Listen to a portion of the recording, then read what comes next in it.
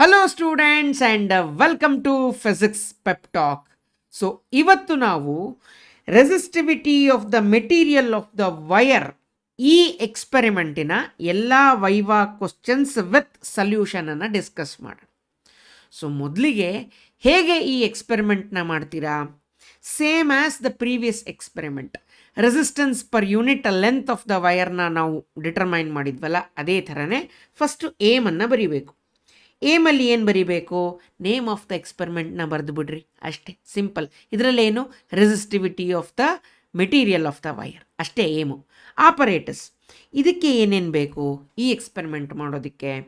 ನಮಗೆ ಒಂದು ಬ್ಯಾಟ್ರಿ ಬೇಕು, ಒಂದು ಕೀ ಬೇಕು, ಪ್ಲಗ್ ಕೀ ಬೇಕು, ಅದಾದಮೇಲೆ ಒಂದು ರಿಯೋಸ್ಟ್ಯಾಟ್ ಬೇಕು, ಅದಾದಮೇಲೆ ವಯರ್, ಆಬ್ವಿಯಸ್ಲಿ ವಯರ್ ಬೇಕೇ ಬೇಕು, ಒಂದು ವೋಲ್ಟ್ ಮೀಟರ್ ಬೇಕು, ಒಂದು ಆ್ಯಮ್ ಮೀಟರ್ ಬೇಕು.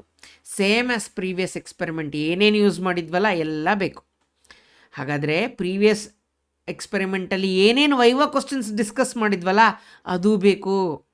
ಯಾಕೆ? ಇದು ಬೇಸ್ಡ್ ಆನ್ ಓಮ್ಸ್ ಲಾನೇ ಮಾಡ್ತಾ ಇರೋದು. R = V/I. ಸೊ ಹಾಗಾಗಿ ಓಮ್ಸ್ ಲಾ ಡೆಫಿನೇಷನ್ ಗೊತ್ತಿರಬೇಕು ನಿಮಗೆ. ಹೋದ ಕ್ಲಾಸಲ್ಲಿ ಡಿಸ್ಕಸ್ ಮಾಡಿರೋದ್ರಿಂದ ಈ ಕ್ಲಾಸಲ್ಲಿ ಅದನ್ನು ಡಿಸ್ಕಸ್ ಮಾಡೋದಿಲ್ಲ, ಬೇರೆದನ್ನು ಡಿಸ್ಕಸ್ ಮಾಡೋಣ, ಆಯಿತಾ? ಸೊ ಓಮ್ಸ್ ಲಾ ಗೊತ್ತಿರಬೇಕು. ವೋಲ್ಟ್ ಮೀಟರ್ನ ಯಾವ ಥರ ಕನೆಕ್ಟ್ ಮಾಡ್ತೀರಾ ಒಂದು ಸರ್ಕ್ಯೂಟಲ್ಲಿ ಅಂತ ಕೇಳಿದ್ರೆ ನಿಮಗೆ ಗೊತ್ತಿರಬೇಕು.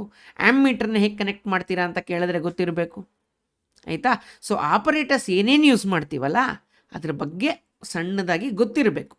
ಇಲ್ಲ ಅಂದರೆ ನಿಮಗೆ ಇದು ಔಟ್ ಆಫ್ ಸಿಲೆಬಸ್ ವೈವಾ ಕೇಳಿದ್ರು ಅಂತ ನೀವು ಹೇಳೋಂಗಿಲ್ಲ. ಆಪರೇಟರ್ಸ್ ಏನೇನು ಯೂಸ್ ಮಾಡ್ತೀರಾ ಅದೆಲ್ಲ ನಿಮ್ಗೆ ಗೊತ್ತು ಅಂತ ಎಕ್ಸ್ಟರ್ನಲ್ ಅಂದ್ಕೊಂಡಿರ್ತಾರೆ. ಹಾಗಾಗಿ ಎಲ್ಲದ್ರ ಬಗ್ಗೆನೂ ಒಂದು ಸಣ್ಣ ಡೀಟೇಲ್ ಗೊತ್ತಿರಬೇಕು.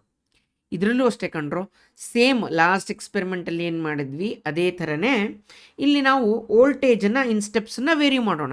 ಸೊ ಫಸ್ಟಿಗೆ 0.1 ತಗೋತೀನಿ, ಸೆಕೆಂಡ್ಗೆ 0.2 ತಗೋತೀನಿ, 0.2 ವೋಲ್ಟು, ಥರ್ಡ್ಗೆ 0.3, 0.4, 0.5 and so on and so forth. ಅದೇ ಥರ ಈಚ್ ಸ್ಟೆಪ್ಪಲ್ಲೂ ನಾನು ವೋಲ್ಟೇಜ್ನ ವೇರಿ ಮಾಡ್ತಾ ಹೋಗ್ತೀನಿ. ಕರೆಸ್ಪಾಂಡಿಂಗ್ಲಿ ನಾನು ಕರೆಂಟನ್ನು ಮೆಷರ್ ಮಾಡ್ಕೊಂಡು ಹೋಗ್ತೀನಿ. ಇಲ್ಲಿ ಗ್ರಾಫ್ ಹಾಕೋ ಅವಶ್ಯಕತೆ ಇರೋದಿಲ್ಲ ಈ ಎಕ್ಸ್ಪೆರಿಮೆಂಟಲ್ಲಿ. ಪ್ರೀವಿಯಸ್ ಎಕ್ಸ್ಪೆರಿಮೆಂಟಲ್ಲಿ ನಾವು I ವರ್ಸಸ್ V ಹಾಕ್ಬಿಟ್ಟು ಈ ಥರ ಬಂದಿತ್ತು. ಅದಕ್ಕೊಂದು ಸ್ಲೋಪ್ ತೊಗೊಂಡು ಸ್ಲೋಪ್ ಇನ್ವರ್ಸ್ 1/ಸ್ಲೋಪ್ ಮಾಡಿ ರೆಸಿಸ್ಟೆನ್ಸ್ನ ಕಂಡುಹಿಡ್ಕೊಂಡಿದ್ವಿ ಅಲ್ವಾ? ಸೊ ಇಲ್ಲಿ ಆ ಥರ ಬೇಡ, ಇಲ್ಲಿ ಸ್ವಲ್ಪ ಚೇಂಜು.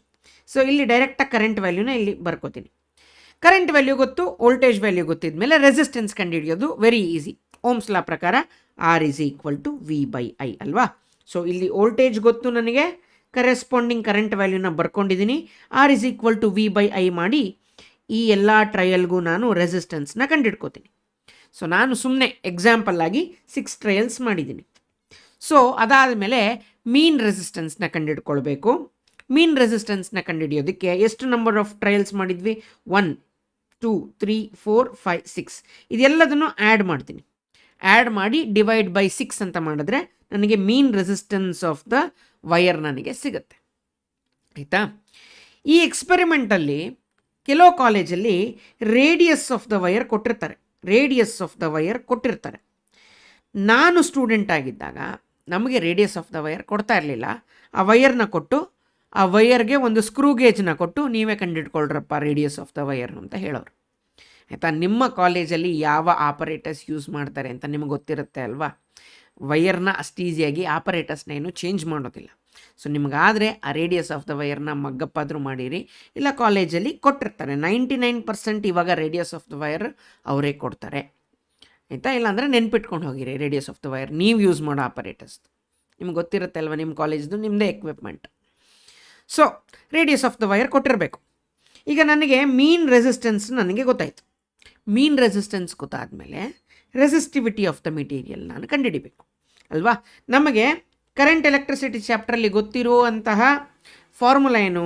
R = ρL/A ಫಾರ್ಮುಲಾ ಗೊತ್ತು ನಮಗೆ. ಇಲ್ಲಿ ಕಂಡುಹಿಡಿಬೇಕಾಗಿರೋದು ರೆಸಿಸ್ಟಿವಿಟಿ. ಹಾಗಾಗಿ ಕ್ರಾಸ್ ಮಲ್ಟಿಪ್ಲೈ ಮಾಡ್ಕೊಳ್ಳಿ, RA/L ಈ ಫಾರ್ಮುಲಾನ ಯೂಸ್ ಮಾಡ್ತೀವಿ. ಈಗ ನಮಗೆ ರೇಡಿಯಸ್ ಆಫ್ ದ ವಯರ್ ಮಾತ್ರ ಗೊತ್ತಿರೋದು, ಏರಿಯಾ ಗೊತ್ತಿಲ್ಲ. ಸೊ ಏರಿಯಾಗೆ πr², ಏರಿಯಾ ಜಾಗದಲ್ಲಿ πr² ಅಂತ ಬರ್ಕೋತೀನಿ, ಆಯಿತಾ? Divided by L, R πr²/L. So RA/L ಏನಿದೆ ಇಲ್ಲಿ ಏರಿಯಾ ಜಾಗದಲ್ಲಿ πr² ಹಾಕಿದ್ದೀನಿ ಅಷ್ಟೆ. ಇಲ್ಲಿ ರೇಡಿಯಸ್ ಆಫ್ ದ ವಯರ್ ಕೊಟ್ಟಿರ್ತಾರೆ, ಅದನ್ನು ಸಬ್ಸ್ಟಿಟ್ಯೂಟ್ ಮಾಡ್ಕೊಳ್ಳಿ. ಸೊ ಇಲ್ಲಿ ಆರ್ ಜಾಗದಲ್ಲಿ ಮೀನ್ ರೆಸಿಸ್ಟೆನ್ಸ್ ಏನು ಕಂಡುಹಿಡ್ಕೊಂಡ್ವಲ್ಲ ಅದನ್ನು ಸಬ್ಸ್ಟಿಟ್ಯೂಟ್ ಮಾಡೋದು.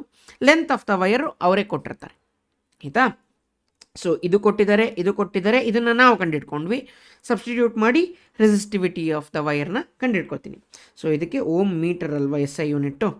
ಸೊ ಬರೆದ್ರೆ ಎಕ್ಸ್ಪೆರಿಮೆಂಟ್ ಮುಗೀತು. ಸೊ ಇವಾಗ ಯಾವ ಥರದ್ದು ಕ್ವಶನ್ಸ್ ಕೇಳ್ತಾರೆ ನೋಡೋಣ. Define resistivity of the material of the wire. ರೆಸಿಸ್ಟಿವಿಟಿನ ಡಿಫೈನ್ ಮಾಡಿ ಅಂತ ಕೇಳ್ತಾರೆ. ಸೊ ಏನಂತ ಹೇಳಬೇಕು? It is the resistance of the material of unit length and unit area of cross section ಅಂತ ಹೇಳಿದ್ರೆ ಆಗೋಯ್ತು. ಮತ್ತು ನಿಮಗೆ ಈ ವೈವಾ ಕ್ವಶನ್ಸ್ಗಿಂತ ಹೆಚ್ಚಾಗಿ ನಮ್ಮಿಂದ ಏನಾದರೂ ಸಪೋರ್ಟ್ ಬೇಕು ಅಂತ ಆದರೆ, ಸೊ ನಿಮಗೆ ಅದು ಬೋರ್ಡ್ ಎಕ್ಸಾಮ್ಸ್ ಆಗಿರಲಿ ಅಥವಾ CET ಆಗಿರಲಿ, ನೀಟ್ ಆಗಿರಲಿ, ಕೌನ್ಸಿಲಿಂಗ್ ಆಗಿರಲಿ, so please download physics pep talk app from the Google Play Store. ಅದರ ಲಿಂಕನ್ನು ನಾನು ಪಿಂಡ್ ಕಮೆಂಟಲ್ಲೂ ಹಾಕಿರ್ತೀನಿ, ಡಿಸ್ಕ್ರಿಪ್ಷನಲ್ಲೂ ಹಾಕಿರ್ತೀನಿ. ನಿಮ್ಗೆ ಎಲ್ಲ ಥರದ ಸಪೋರ್ಟು ನಮ್ಮ ಕಡೆಯಿಂದ ಅಂತೂ ಸಿಗುತ್ತೆಪ್ಪ, ಆಯಿತಾ. ಸೊ ನೆಕ್ಸ್ಟ್ ಕ್ವಶನ್ ನೋಡೋದಾದರೆ, on what factors does resistivity of the given material depends. ಒಂದು ಮೆಟೀರಿಯಲ್ಗೆ ರೆಸಿಸ್ಟಿವಿಟಿ ಯಾವ್ಯಾವ್ದ್ರ ಮೇಲೆ ಡಿಪೆಂಡ್ ಆಗುತ್ತೆ ಅಂತ ಕೇಳಿದ್ರೆ, resistivity depends on the nature of the material and temperature. Resistivity ಯಾವ್ಯಾವ್ದ್ರ ಮೇಲೆ ಡಿಪೆಂಡ್ ಆಗುತ್ತೆ? Nature of the material. ಅಂದರೆ ನೇಚರ್ ಅಂದರೆ ಏನಿವಾಗ? ನೇಚರ್ ಆಫ್ ದ ಮೆಟೀರಿಯಲ್ ಅಂದರೆ ವೆದರ್ ಇಟ್ ಈಸ್ ಮೆಟಲ್ಸ್ ಆಗಿದ್ದರೆ ರೆಸಿಸ್ಟಿವಿಟಿ ತುಂಬ ಕಡಿಮೆ ಇರುತ್ತೆ, ಆಯಿತಾ. ರೆಸಿಸ್ಟಿವಿಟಿ ಮೆಟಲ್ಸ್ ಆಗಿರಲಿ. ನೆಕ್ಸ್ಟ್ ಯಾವ ಥರದ್ದು ಬರುತ್ತೆ? ನೆಕ್ಸ್ಟು ಅಲಾಯ್ ಥರ ಆಗಿದ್ದರೆ ರೆಸಿಸ್ಟಿವಿಟಿ ಬೇರೆ ಥರ ಇರುತ್ತೆ. ಅದಾದಮೇಲೆ ನೆಕ್ಸ್ಟು ಸೆಮಿಕಂಡಕ್ಟರ್ಸು, ಅದಕ್ಕೆಲ್ಲ ರೆಸಿಸ್ಟಿವಿಟಿ ಬೇರೆ ಬೇರೆ ಥರ ಇರುತ್ತೆ.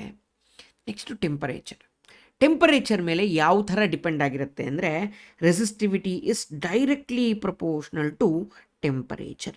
ಇದನ್ನು ನೆನ್ಪಿಟ್ಕೊಳ್ಳಿ. ನಮ್ಮ ಥಿಯರಿ ಕ್ಲಾಸ್ ತೊಗೊಂಡವ್ರಿಗೆ ಇದು ಗೊತ್ತಿರುತ್ತೆ. ಇದನ್ನು ನಾನು ಫುಲ್ ಡೀಟೇಲ್ ಆಗಿ ಅಲ್ಲಿ ಎಕ್ಸ್ಪ್ಲೈನ್ ಮಾಡಿರ್ತೇನೆ. ಸೊ ನೀವು ವೈವಾಗೆ ಇಷ್ಟು ಗೊತ್ತಿದ್ರೆ ಸಾಕು. So resistivity is directly proportional to the temperature and it depends on the nature of the material. ಇದೆರಡನ್ನು ನೆನ್ಪಿಟ್ಕೊಂಡಿರಿ, ಆಯಿತಾ. ಅದಾದಮೇಲೆ ನೆಕ್ಸ್ಟ್ ನೋಡೋದಾದರೆ, how does the resistivity of a metallic conductor vary with increase in temperature. ಈಗ ಒಂದು wire ಕೊಟ್ಟಿರ್ತಾರೆ, metallic wire. ಆ metallic ವೈರ್ಗೆ ಅದನ್ನು ಟೆಂಪರೇಚರ್ ರೈಸ್ ಮಾಡಿದ್ರೆ ರೆಸಿಸ್ಟಿವಿಟಿ ಏನಾಗುತ್ತೆ?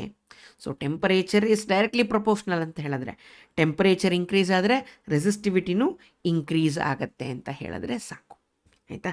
ನೆಕ್ಸ್ಟ್ ನೋಡೋದಾದರೆ ನೋಡಿ, resistivity increases with increase in temperature. Next, does resistivity depend on length and cross sectional area of the material. Length ಮೇಲೆ ಮತ್ತು ಕ್ರಾಸ್ ಸೆಕ್ಷನಲ್ ಏರಿಯಾ ಮೇಲೆ ರೆಸಿಸ್ಟಿವಿಟಿ ಡಿಪೆಂಡ್ ಆಗುತ್ತಾ ಅಂತ ಕೇಳ್ತಾ ಇದ್ದಾರೆ.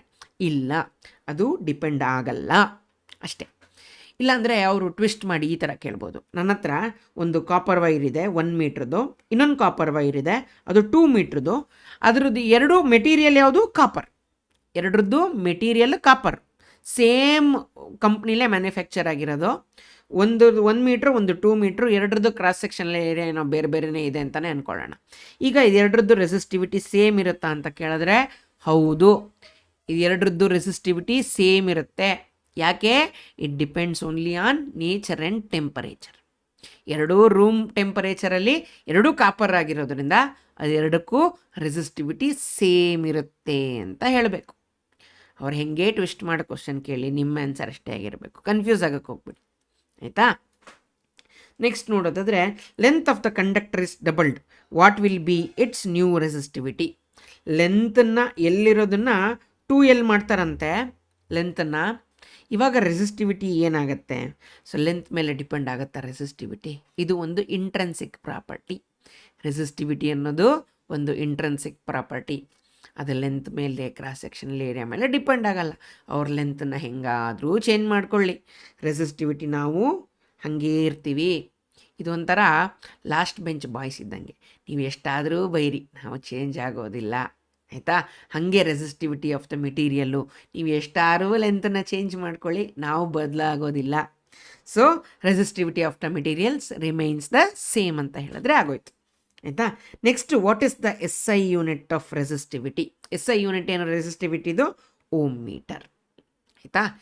ಇದ್ರ ಜೊತೆಗೆ ಪ್ರೀವಿಯಸ್ ಎಕ್ಸ್ಪೆರಿಮೆಂಟ್ದು ರೆಸಿಸ್ಟೆನ್ಸ್ ಪರ್ ಯೂನಿಟ್ ಲೆಂತ್ ಇದೆಯಲ್ಲ, ಅದರದ್ದು ಎಲ್ಲ ಕ್ವಶನ್ಸು ಗೊತ್ತಿರಬೇಕು.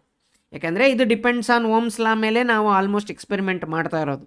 ಸೊ ಓಮ್ಸ್ ಲಾನ ಡಿಫೈನ್ ಮಾಡಿ ಅಂತ ಕೇಳ್ಬೋದು, ಮತ್ತು ಹಿಂದಿನ ಕ್ಲಾಸ್ದು ಎಲ್ಲ ವೈವಾ ಕ್ವಶನ್ಸು ನಿಮಗೆ ಗೊತ್ತಿರಬೇಕು. ಆಯಿತಾ? ಸೊ ಇನ್ನೂ ಹೆಚ್ಚಿನ ಹೆಲ್ಪ್ ಬೇಕಾದರೆ download physics pep talk app. Phone number ಕೊಟ್ಟಿರ್ತೀನಿ. ನಿಮ್ಗೆ ಏನೇ ಕಷ್ಟ ಇದ್ದರೂ ಹೇಳ್ಕೊಳ್ಳಿ. ಫೈನಾನ್ಷಿಯಲಿ ಅಲ್ಲದೆ ಇನ್ನೇನೇ ಕಷ್ಟ ಇದ್ದರೂ ಹೇಳಿ, ನನ್ನ ಕೈಲಾಗಿದ್ದ ಸಜೆಷನನ್ನು ನಾನು ಕೊಡ್ತೀನಿ.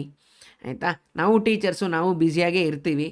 ಸೊ ಟೈಮ್ ಮಾಡಿಕೊಂಡು I will answer your phone calls. So that's it for this video guys. This is your teacher Nagabharana signing off with a smile. I will meet you guys in the next video. Until then, have a nice day. Bye.